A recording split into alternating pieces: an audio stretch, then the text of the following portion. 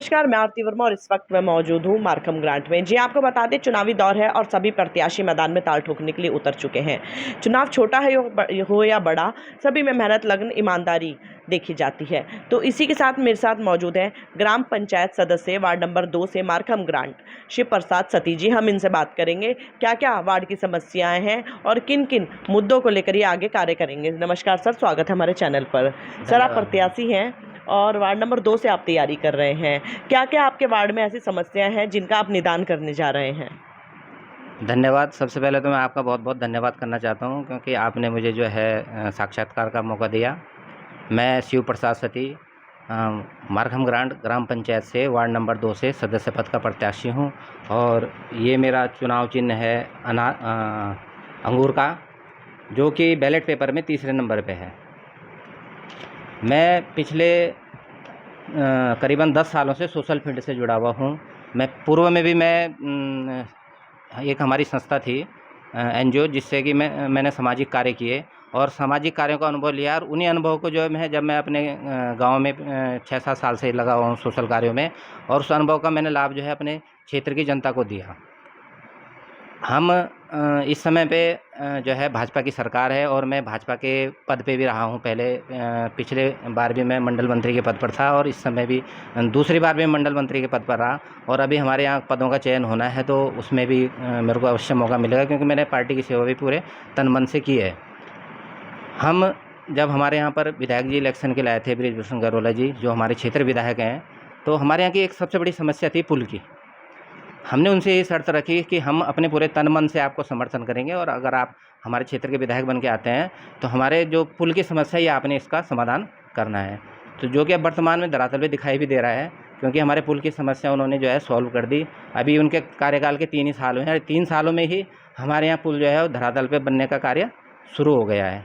इसके साथ ही हमारा जो अपना मोहल्ला है उसमें जो सड़क थी उसमें 2019 से प्रस्तावित था, माननीय त्रिवेंद्र सिंह रावत जी के समय से तो प्रस्ताव पास हुआ था, लेकिन पीडब्ल्यूडी में उस समय ये जो सीसी से रोड बनती है उसका प्रावधान था, लेकिन जब प्रस्ताव पास हुआ तो तब तक वो उनका प्रावधान खत्म हो गया तो सीसी से रोड नहीं बनती थी। तो उसमें फिर हमने विधायक जी से संपर्क किया, निरंतर उनसे प्रयास किया तो उन्होंने हमारे मोहल्ले में इस समय जो है टाइल लॉकिंग टाइल वाली जो है सड़क बन रही है।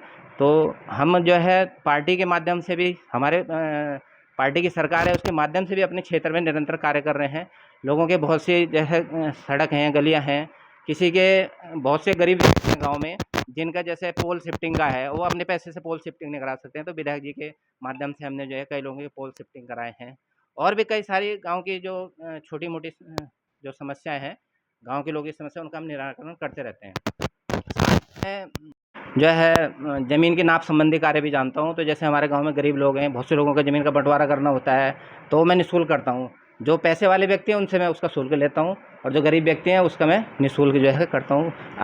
हर व्यक्ति की आय के हिसाब से जो है, तो ये भी मैं कार्य हमेशा करता हूँ।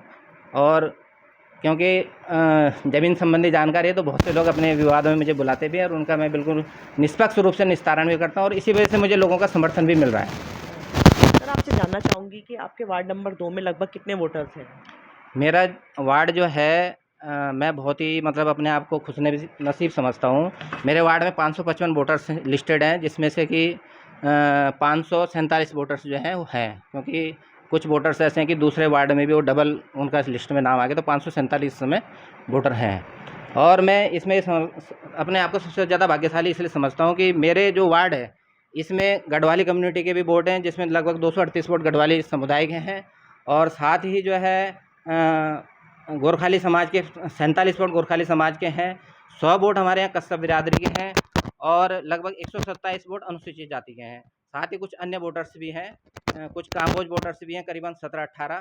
तो मैं समझता हूँ कि मेरे को जो है पूरा एक भारत मिल रहा है अपने वार्ड में और जिनकी सेवा करने का मेरे को मौका भी मिल रहा है। जा रहे हो कन्विंसिंग के लिए, डोर टू डोर लोगों से बातचीत हो रही है, किस तरह जनता प्यार दिखा रही है, किस तरह से जनता का रिएक्ट आपको देखकर रहता है? मैं जब जनता के बीच में जा रहा हूँ, तो जनता से मुझे बहुत ही सहयोग और सही आश्वासन मिल रहा है। उनका कहना ये है कि हमें एक ऐसा व्यक्ति अपना प्रतिनिधि के तौर पे चाहिए, जो जनता के समस्याओं का निराकरण जो है प्राथमिकता के आधार पे करे। जो व्यक्ति ज़रूरतमंद है, उसकी समस्या का पहले समाधान करे, प्राथमिकता के आधार पर समस्या का समाधान होना चाहिए, व्यक्ति शिक्षित होना चाहिए और सरकार से जुड़ा हुआ होना चाहिए। जो सरकार की कल्याणकारी योजनाएँ हैं, उनका उन्हें जो लाभ दिलाने में सक्षम होना चाहिए।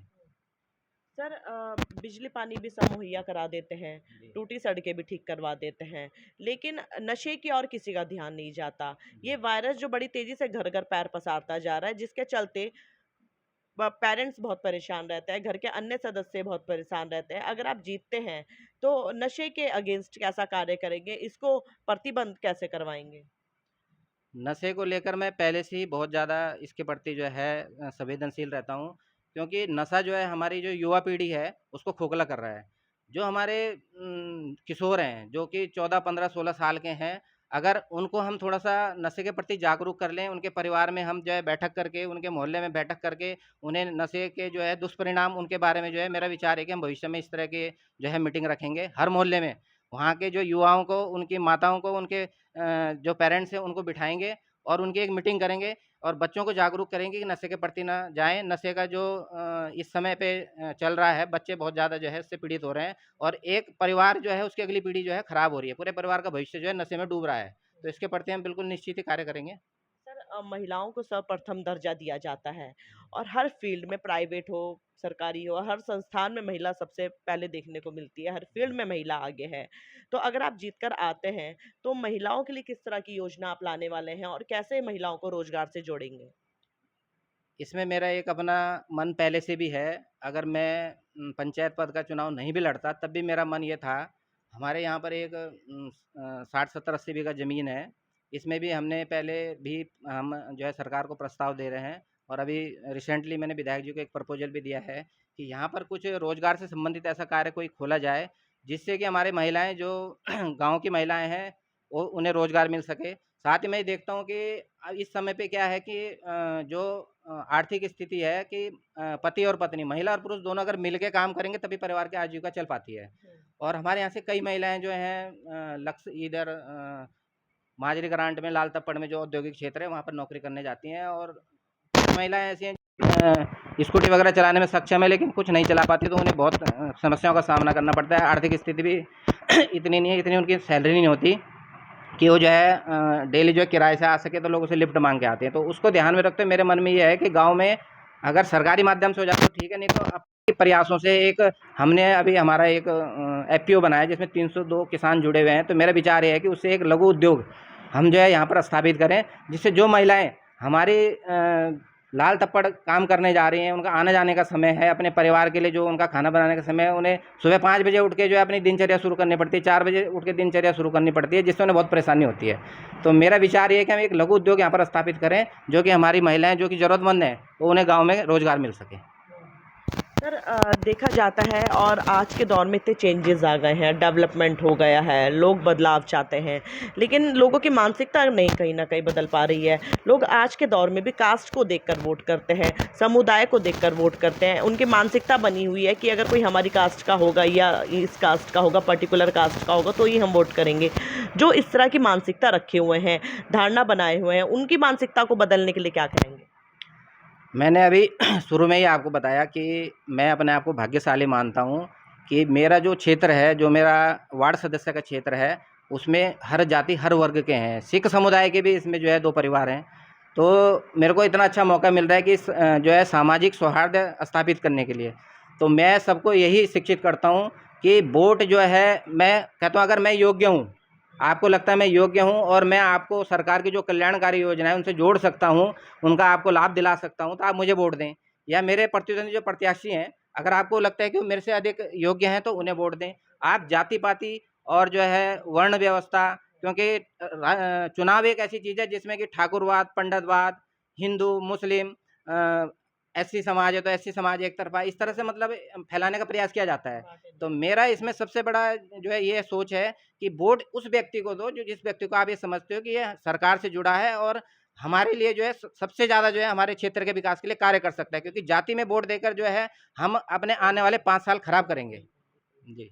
तो ये थे सर हमारे साथ जिन्होंने अपनी बातों को रखा है। तो अब देखना ये होगा कि जीत का परचम कौन, झंडा कौन लहराता है और जनता किसको चुनती है। तो ऐसे ही खबरों के साथ आप हमारे साथ बने रहें। मैं आरती वर्मा डोईवाला से।